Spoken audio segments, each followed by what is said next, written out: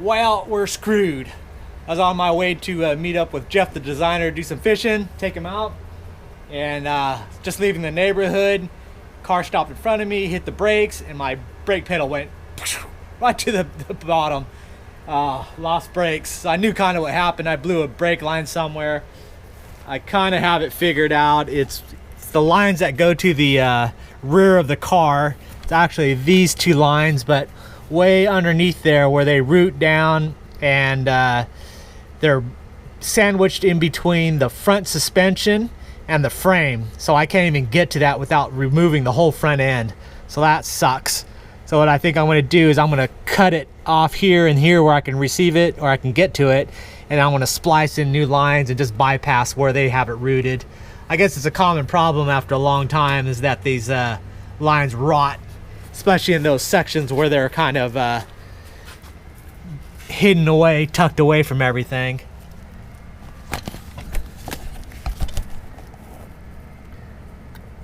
Well,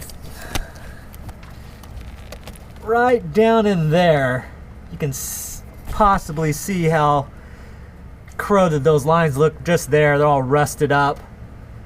So I gotta bypass those because I can't even get to those there.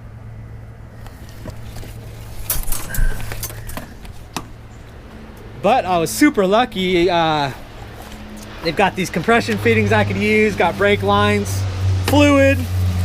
So I might be able to just repair it this evening and then hopefully be able to get back at it at worst till tomorrow, because I still have to, I would have to bleed all four brake systems, so that sucks. That's the neighbor's cat.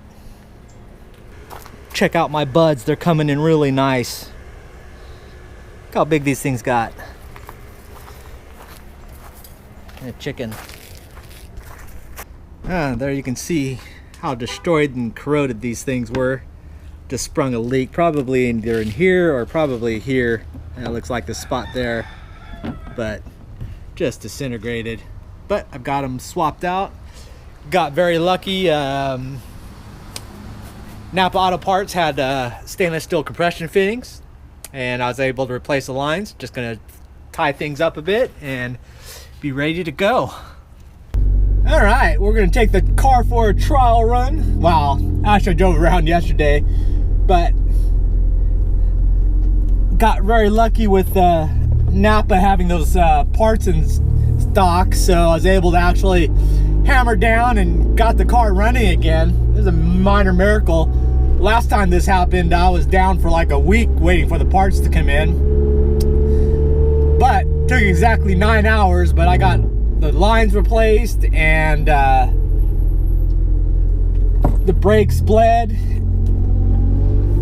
and then had everything. I had emptied out the whole car because I figured I was done and wasn't going to get some fishing in, and then got that all loaded back in and ready for today to do a test run. So I'm going to just go out. It's going to be kind of the beginning of the crappy weather. It's going to be low 70s, blowing out of the north from 15 to 20s, and then tomorrow it drops down into the 60s, mid to high 60s. So it's going to be kind of bad. The fish will run out of here like skedaddle today, but I'll get out a little bit, tuck in on the Atlantic side. I'm going to hit some new mangrove edges along the Atlantic side, just east of Geiger Key or Shark Channel, the next bay over, and just work those edges, see if there's anything around. But primarily just to see if I don't get in a wreck is the key, because brakes are good. All right, we are out and about. Survived the drive, brakes work, life is good. First stop, hitting the bait shop, looking for some pilchards once again. Looks like the mullet stirred up all the water over here, so I'm gonna have to do some scrounging to try to find something, and then onward ho, due east. All right, I think there's some in this pocket up here. I'm gonna blind cast and see what size they are. There's mullet.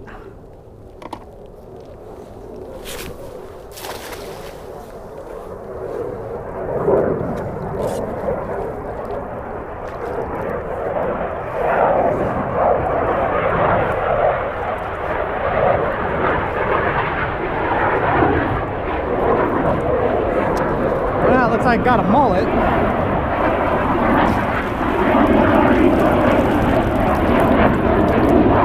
And a pinfish.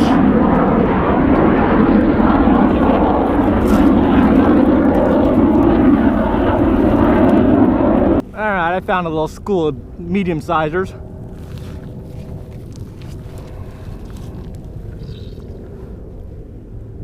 Right over here. Whoa.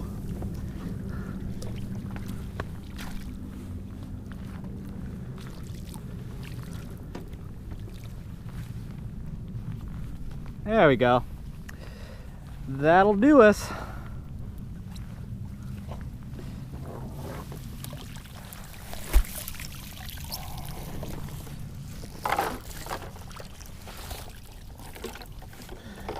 I don't think I'm going to need very many for today. There's not going to be a lot of fishies around, so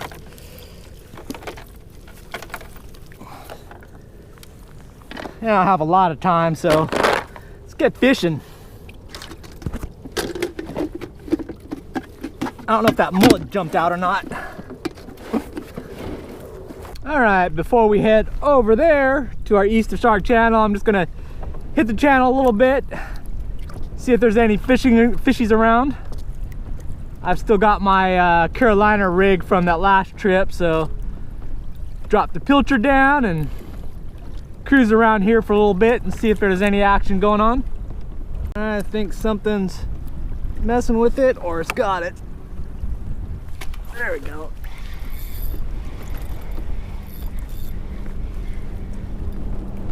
Okay. I gotcha. You're caught.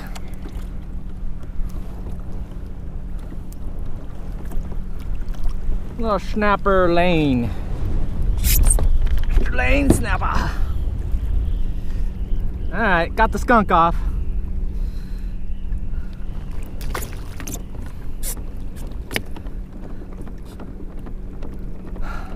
I was wanting to go fish that mangrove edge, but there's some guy with a stupid airboat running along the flats all over there. It's always good. Not the Everglades. All right. Oh. Random. Oh, crap. I bet you that was a toothy critter.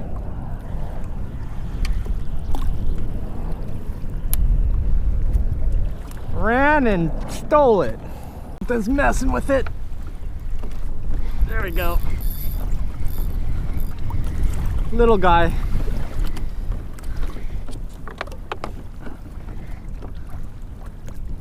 Yep. Little lanes. Nibbling on my baits. Here's some.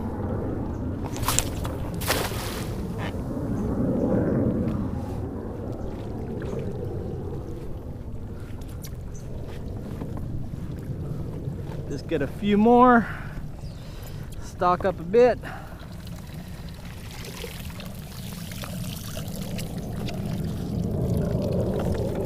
These are a little nicer sized.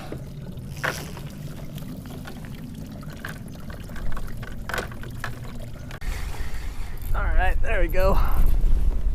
Got a hard, quick hitter.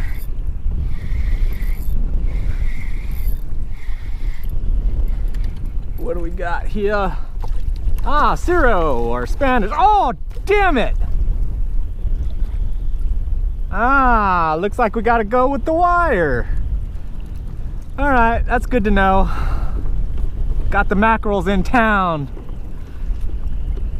Switch to a long shank hook, a little bit more leader, and I think we got what we're gonna be playing with today.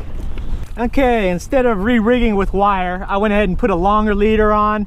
And I'm going with a long shank hook, so that's going to be my bite protection, that longer shank, and then I'll have the Pilchard nose hooked, and I'll be able to slow drift it. So if those mackerels are in the entryway here, that'll be excellent. I've been waiting for them, so let's give it a shot. Well, that didn't take long.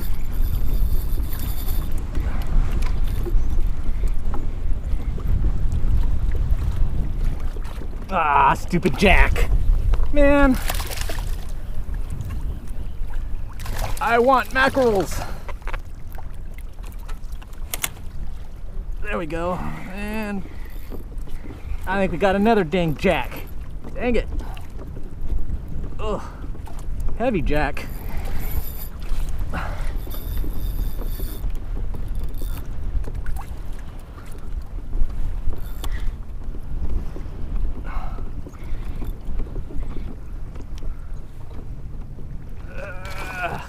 Yep. You guys are gonna kill all my baits, aren't you?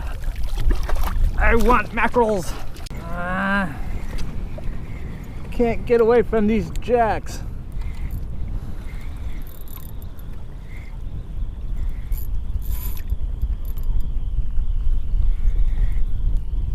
Eating all my baits. Alright.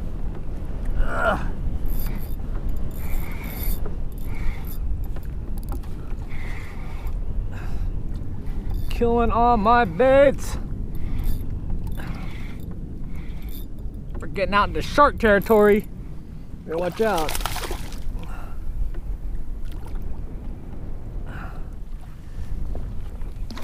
Dang it. There must be thousands of these dang things around. Alright, there we go. Stupid jacks. I think you're messing with me.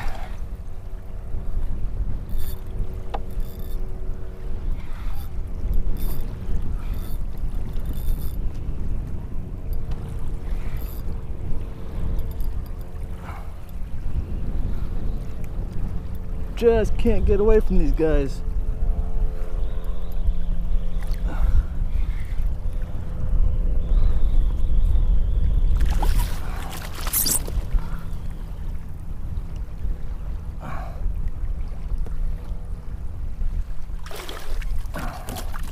Okay, we went back, restocked up on the Pilchards from the bait shop.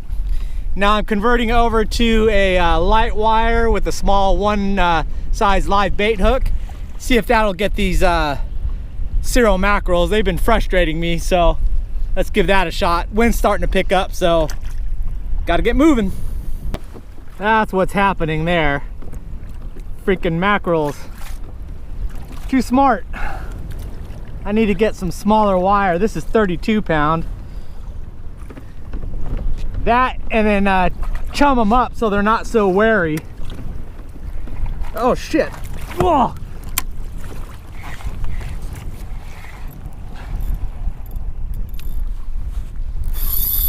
That's probably one there.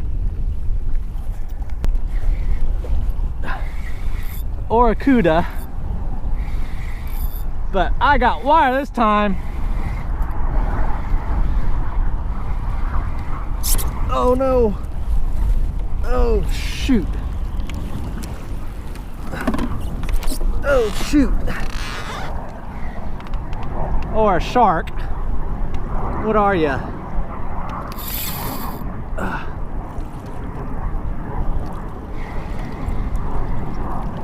Yeah, there's my mackerels.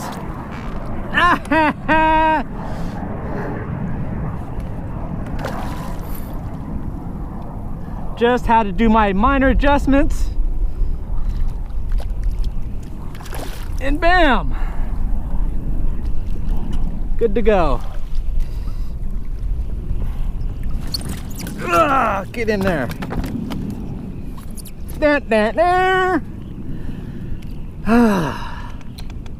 Just had to figure them out. But I knew they were in there. And they were just messing with me. Whoa! There you go. Yeah! Inshore Cero Mackerels. Alright. Back on again. I think we got another one. Yeah, there's crap loads of them in here. I just drop a bait down and they whack it.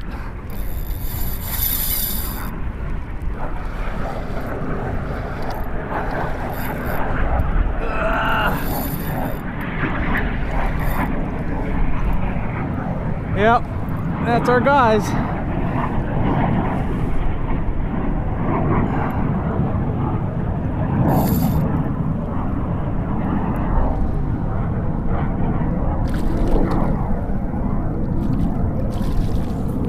How you like me now? Messing with me all day? Now I'm 2 for 2. Ugh.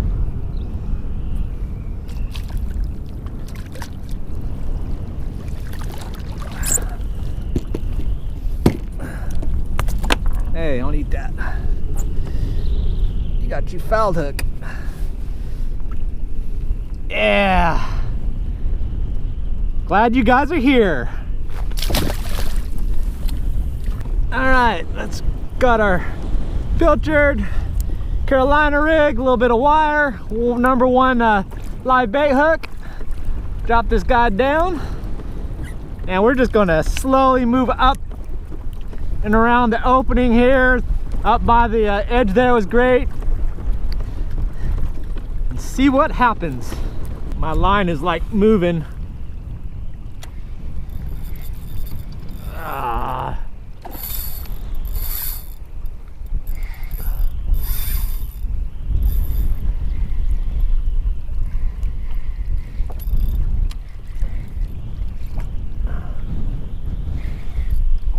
Yeah, little guy though.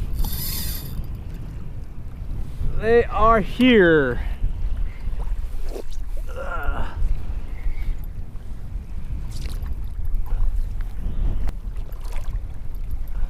Man, you're a feisty little dude. Oh, you swallowed it, man.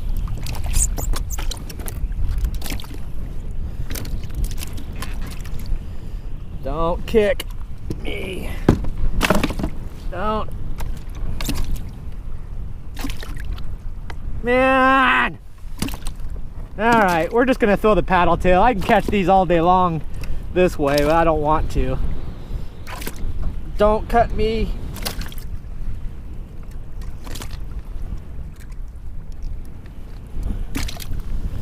Alright, you get out of here. Alright, let's go to the paddle tail for a little bit and get the heck out of here. It's getting windy. Got the 4-inch paddle tail gold version. Little probably 1/8 ounce jig head. A little bit of trace of wire there, 3 inches or so. And 28 pound leader there, mono. So we'll throw this around and see what we can do. Since I had one of the Cero Mackerels volunteer to come home with me by swallowing the hook, I decided to do a 3-plate of my favorite ways of preparing them. Starting off with the good old sashimi, raw fish. Cero mackerel is a prize fish for sashimi. You really only find it down in South Florida and then down through the Caribbean.